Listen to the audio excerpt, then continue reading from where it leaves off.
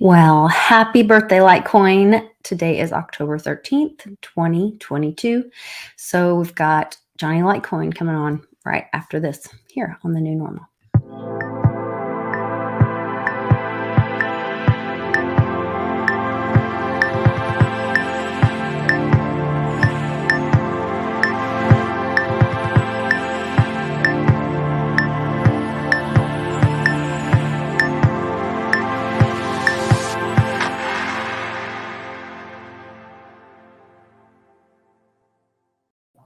Hey, Johnny, I guess we have a little something to celebrate today. It is Litecoin's birthday. So we're 11 years old or 12. 11 years old. Yeah, 11 years of uptime. Okay. So Kanan turned 12 yesterday, so I can remember that. Litecoin's 1 year younger. And that's a big deal that there's never been. Think about all these blockchains that they have to be restarted, halted, all this different. Even the recent chaos with the Bitcoin, where they said, what was it? Something where there was like a bug fix on the Lightning Network for Bitcoin or something about. I saw some like memes going around about like they were showing something like fall off a table, and it was like, this is Bitcoin's Lightning Network. And yeah, it so didn't fail to my knowledge. It's just that they had some guy figured out how to like dump a bunch of transactions on it or something for it to take longer or something. You know, I'm more excited right now about I think Lightning will be something in the future, but that's not a blockchain. We always have to remember that. So Lightning, you know, I mean, Lightning could have some hiccups. It's a protocol. As long as the layer one doesn't have hiccups, like if you had to, even in the future, if you had to send a large amount of money, you wouldn't send it through Lightning. You would send it through Litecoin. That would make a lot more sense. You'd get all the security of Litecoin. But just think about it. 11 years, a decentralized, secure, trusted network, 100% of uptime. I mean, that's really something. It's not easy to work on this stuff and to develop it. I mean, if you listen to David Burkett, he's like, you know, banking software and all that, they're doing it in a closed environment. Like it's not, it doesn't, you're doing it behind the scenes. With this, you're working on a blockchain that's moving. You have to build something that can go into something that never stops moving.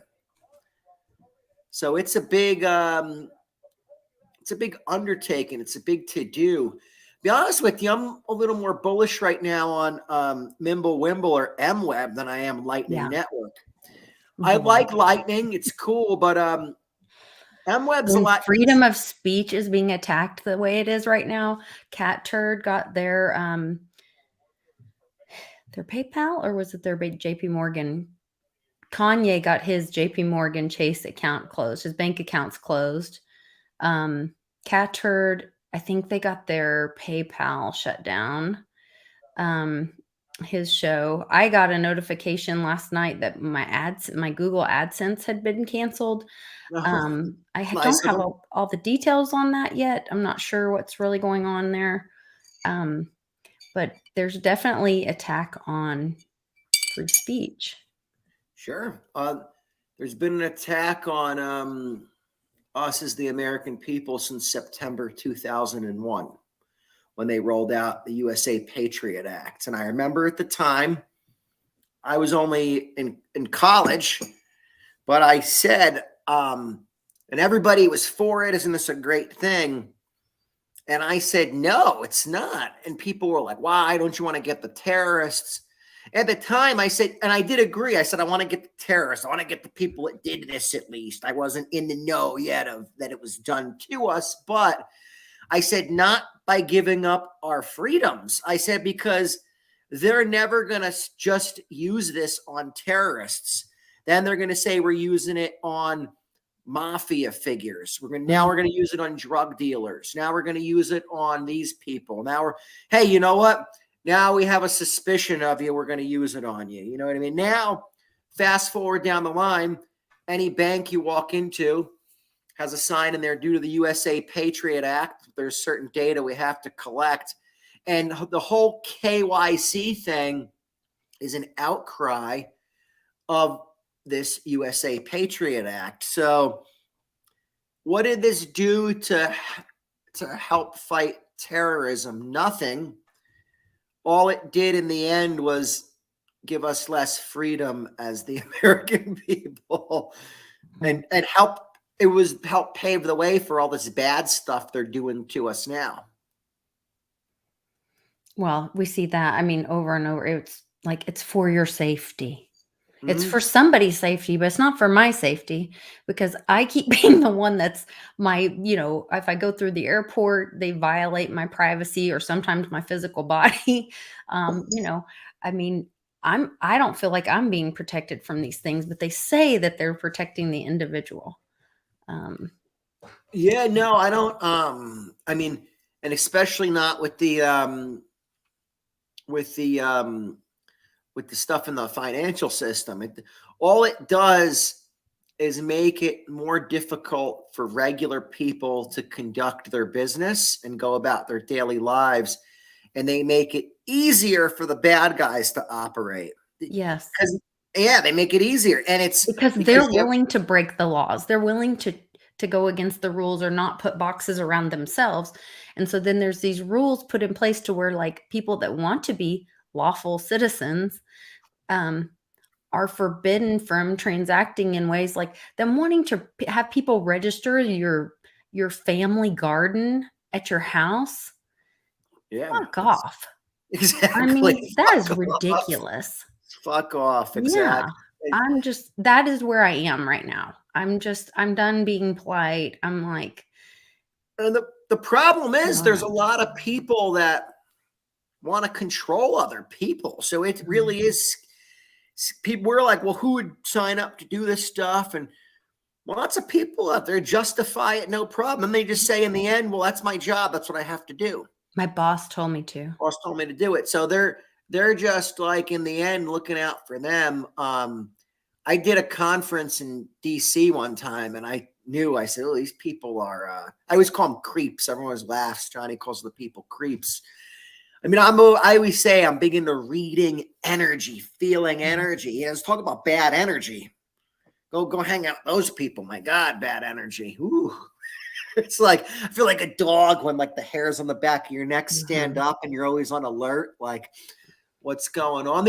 These people really wanted to control, track, and trace every single part of our lives. And they were like getting off on talking about it. And they were just like, that's what they liked blockchain for, that they can potentially control, track, and trace everybody more if they shape it the way they want. So I always say we need solutions that work for us, we the people. There's a reason I feel like they distracted everybody in crypto with a lot of this NFT garbage and all that. And look at that; these NFTs have a lot of value if there's if they do something for you, or if they give you like access to something, if they verify something, they validate some certificate of authenticity. Right. That's the technology behind it. I mean, I think that guy Logan Paul bought an NFT for $690,000. Now it's worth $10. Yeah. Now it's worth $10. Because after the fork or whatever, I guess ETH went to proof of stake, and then there was a fork, and so now there's 2 of everything. That's the problem when scarcity is supposed to be the issue. Yeah. But to your point, the NFT thing does have value. I mean, I got really excited when I learned about NFTs, knowing how difficult it is to, buy a home, transfer title, even tracking title on a vehicle. We had an issue with one of our kids had bought a car from somebody. Or no, maybe they had sold their car, and the place sold it to someone else and didn't get the title transferred all the way. And then this person like got some ticket and it added up for a while. And then they were coming after like our kid and saying, well, no, the title shows in your name. And they're like, and then the title company was like, well, prove it's not you. What do you mean prove it's not me? Prove I don't own. How do I prove No. But if it was an NFT that you're sending to that wallet, if I'm Johnny, you bought my car, I have the license, and I send it when you pay me in the smart contract, I send you the new NFT, and now it says Johnny's wallet holds the car title. You're the owner. Yeah, that's security for both sides in that transaction. They don't want us thinking that. Kind of like they don't want us thinking of Bitcoin or Litecoin as a good form of money or a place to run to, a safe haven, a flight to safety, or whatever you call it. They don't want us thinking that stuff. So I feel like they've set out to distract us so bad, so that way they could be like, oh, see, yeah, NFTs, those silly pictures people bought, they're not worth anything anymore. Oh yeah, you don't want to be in Bitcoin. It's the market crash. And people are just like, yeah, market crash. That's what they hear. I don't want to be in that. And it's like, well, and they're using all the same words as Wall Street. And they created that. They had Robinhood, which was supposed to be for the little guy retailer, which was a total scam bullshit. They were still giving their inside guys got the really good price. You got this best price thing crap, which was a total scam. But they were, oh, you can trade stocks and cryptos. Well, wait, those are two different things, and they shouldn't exist on the same platform or in the same mindset. If you think that's what cryptocurrency is, you've been misled. And the majority of the public, unfortunately, thinks of it that way. Yeah. And it's that's where that was by design. It was by design. We have to be realistic about where we are. So most people look at crypto like a stock. Very few people have ever done a blockchain transaction. Very few people that are out there. It's probably out of people that own crypto. You could say, ask them, do a random sample. I'd say 10% of the people that own crypto have done an actual on-chain transaction. So 90% just hold it in a platform, look at the price go up and down, and they don't understand. If you've never done a blockchain transaction, you don't get the value of it. You can't. How could you? You've never seen this stuff work. You haven't connected all the dots in your mind. If you don't have a map of where the dots go in your mind, how are you going to understand how this works? Again, they don't want us to. They want us thinking, hey, Robinhood, you trade stocks, you trade cryptos. Cryptos seem a little more, they go up and down more, a little more speculative. I don't want to be in, I don't have too much of that stuff. It seems dangerous. That's what they say, and that's what they put out there. So it's, how do we get around that narrative or change that narrative is the $1 million. Well, speaking of that narrative, and in the event of a collapse, because, when we're talking about Wall Street and we're in October and all the histories of Black October or is it Black Monday? I can't remember what the official term was, but you had this great video and you say, what kind of role would Litecoin play in the event of a collapse? And once again, this is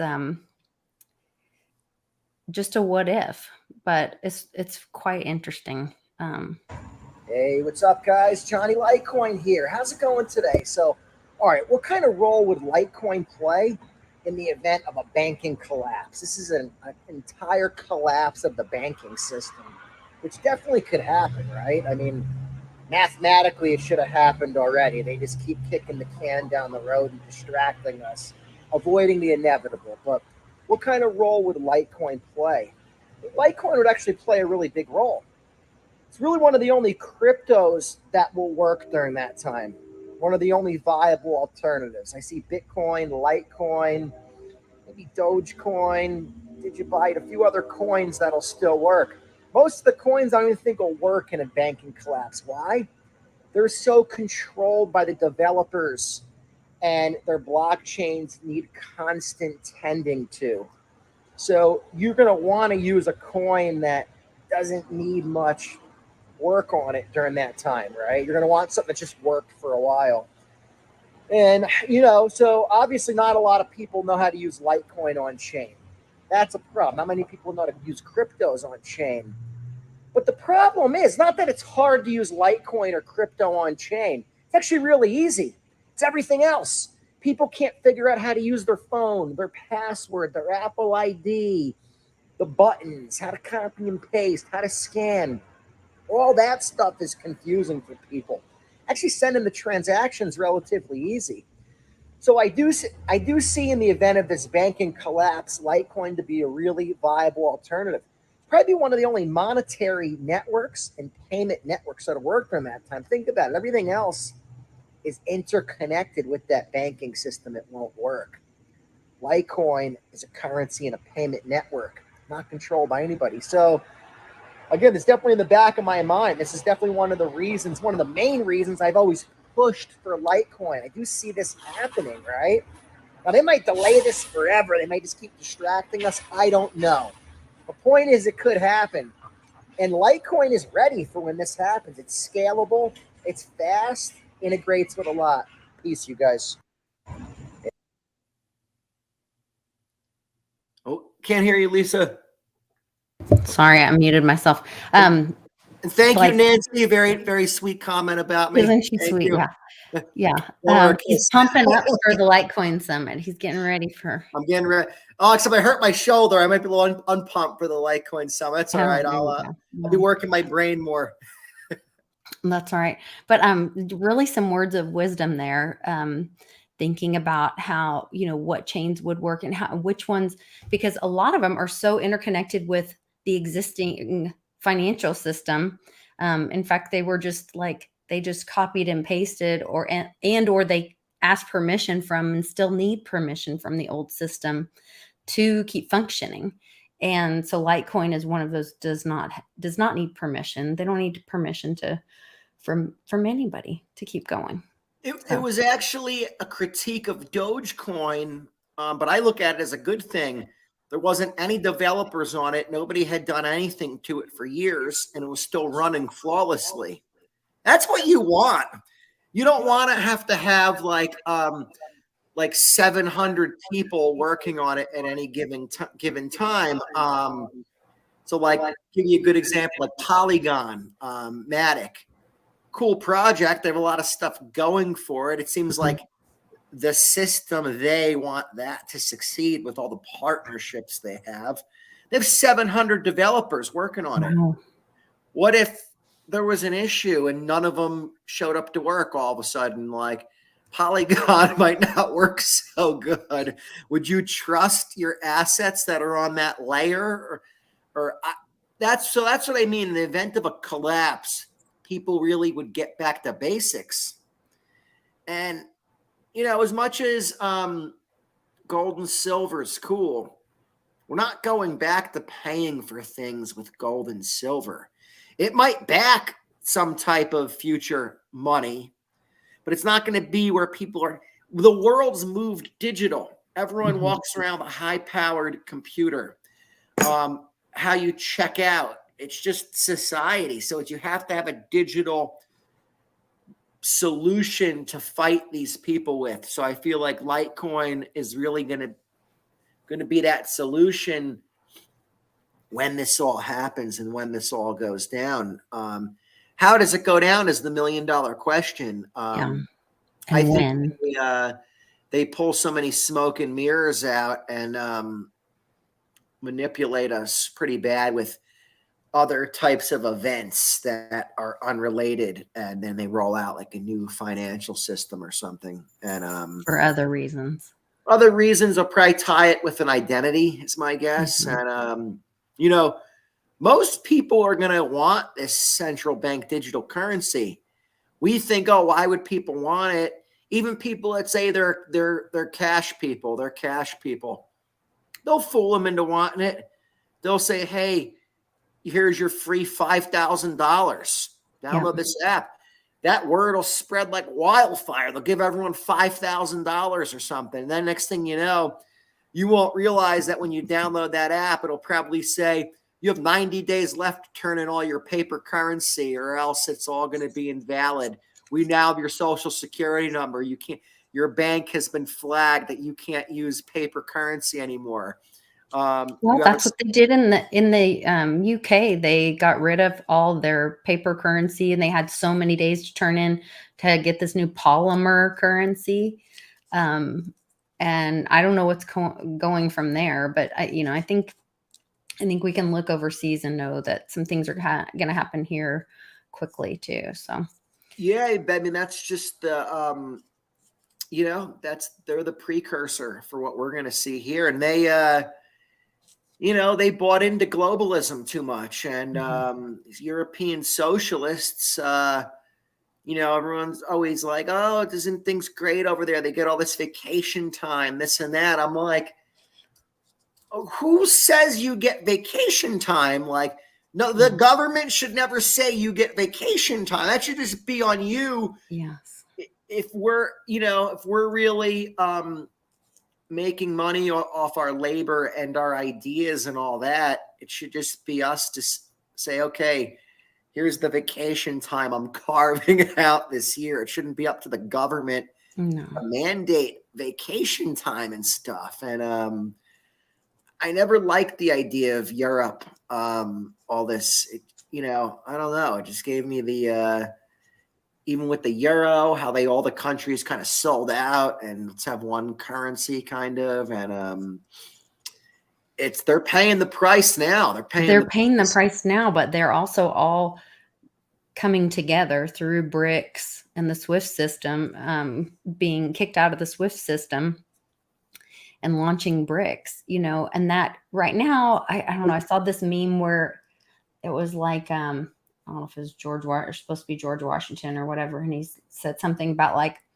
sorry, it's just the cost of doing business kind of thing. Like, sorry, we're, and I keep using the example of like a drowning person. You got to save them or whatever, or they're going to grab whoever's next to them and shove them down.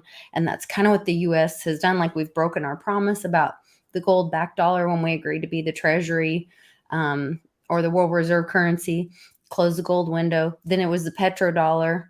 Then we, stabbed them in the back on that and went against that. So now it's just this fiat trust system, and the rest of the world's paying the price as well for it. And I think they are seeing what's happening. And there's no free markets. There's no competition. They pick winners and losers. And stifle innovation on purpose. They stifle innovation on purpose on what they want it stifled on. It's they don't have our best interests at heart is what it is. And it's,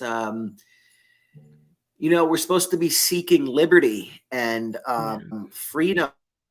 And, they just want us all to be like this collectivism mindset.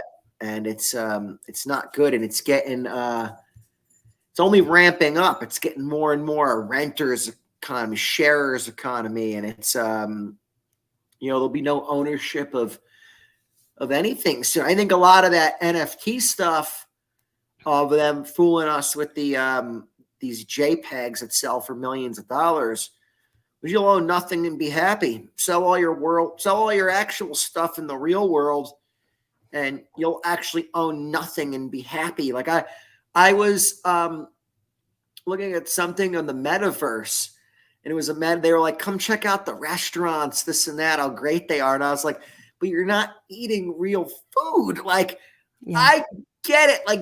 Like I did a conference in like a metaverse that was pretty cool because people all over the world, and we were able to get together, and it was a lot better than Zoom. Right. So there's a time and a place for it. But I always say, like, a lot of this metaverse stuff, I'm down to make money on it by like funding liquidity to certain platforms that maybe allow transactions to go back and forth. And but I don't want to do it myself. I want to live my life with my normal friends and normal people. I still want to come to normal meetups and fly out and see everybody, and we could have actual real vodka, not where we're drinking a fake vodka in the metaverse. Yeah. So perfect example of this. My son comes home from his dad's. They celebrated his birthday there last weekend. Everyone gave him V-Bucks because that's what he wanted, his money to play Fortnite, whatever. So then he starts showing me how much V-Bucks his grandmother gave him, his brother gave him, this person gave him, that person. The kid got like $250 of V-Bucks. And I was like, what do you have to show me for him? He's got like 3 outfits and a knife or something in this game that Yeah. you can't move to anything else, and they expire in 3 months. And I was like, really? Well, guess what I'm giving you? And I pull out a silver coin and I hand it to him. And I said, do you know money used to be made out of something you could touch, see, feel, hold? Do you know why they quit doing this? And then they turned it into paper. So you wouldn't notice that your purse was getting lighter as you spin it, because they noticed people were saving their money. They wanted to feel a heavy bag, Yeah. a Absolutely. heavy bag of coins. So I know what we'll do. We'll trick these dummies and turn it into paper notes, so they won't notice how quickly they're spending it. Well, you're still missing those little pieces of paper. Then we get into checks. Then we get into credit cards. And now we just mindlessly swipe, and no one really has a clue what their balance is or why these fees are coming and going and You whatever. spend way more on a credit card than you do with cash. Because cash actually give it. So no doubt about it. But I think that metaverse is the next step, is that mindless spending of our energy, time, value. Sure. And I'm not saying all metaverse is bad. Don't get me wrong. I think that there's a place for it, but I also think I do too. All of this stuff is a tool that can be used for good or I evil. want to look at it. How do we use it for good? Not how do we just hide in a metaverse and we never leave our basement or whatever. I don't want to avoid that. How do we use it as a tool of success, of maybe to help me, maybe like company meetings or like a lot of these conferences and stuff. Now I love meeting everyone in person, but a lot of the conferences that are global and stuff, maybe a metaverse is cool. Like I worked at Litecoin Island, and it was cool. People came on the island, and that was a good niche for it. But it was like, I don't want to stay in there after I was done with the conference. I was like, I needed to go out and like go back to like the real world kind of thing. It was so definitely a time and a place. The line that I've been telling people that really blows a lot of people away. I say, what's the difference between a $1 bill and a $100 bill? And they say, well, $100 is $100. I say, yeah, but does it cost any difference to create it?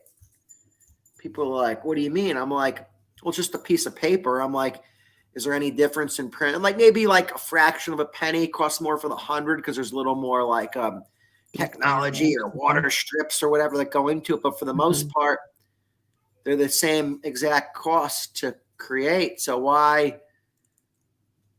where's the value coming from? And then a lot of people I've told are like, that's actually really scary. I'm like, the value comes because they say it has value. Yeah. Fiat. Trust. Yep. Yeah. Well, when the people that are not looking out for you and not listening to you are the people you're supposed to trust, that's a little difficult. So I'm glad we have Litecoin. Happy birthday to Litecoin. My birthday's later this month. I saw a couple people telling me happy birthday in the chat. My birthday's a little bit later this month, but it is Cannon's birthday yesterday, Litecoin today, and mine's happy birthday, belated birthday, Cannon. Happy birthday, Litecoin, and happy early birthday, Lisa. That's right. We have quite a lot of birthday celebrations. So you'll be at the Litecoin Summit in Vegas next weekend, speaking on privacy, which I think is perfect. Super exciting topic. I mean, I couldn't think of a better thing for me to, because you got to realize I'm not a company.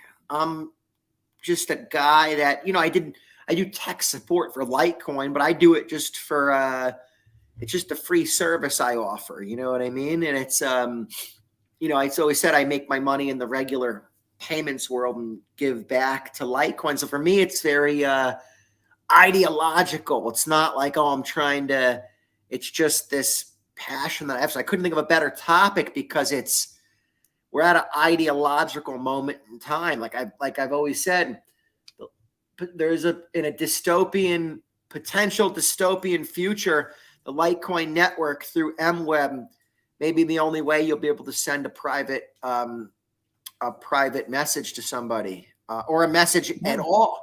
You might be so censored, You might not be able to send a message to anybody, period. Maybe you don't have any carbon credits left for the month to send that message. Who knows? And that's a scary thought. So we always have to go back to that when people go too much on price. Say, what's the price on your freedom? It's kind of priceless. You know what I mean? So it's that's what I'll be talking about, guys. Come see me. Come chat, who's ever there, and hang out, grab a drink or something. Sounds good. Well, we're super proud of you, excited for you, and wanted to just pop in and say happy birthday to Litecoin, and thank you, Johnny, for all you do. Great show, Lisa. Thank you, guys. See you guys. Thanks for joining us. Give us a like and share the video, and subscribe if you're not, and make sure your bell's on, because there's some weird things happening.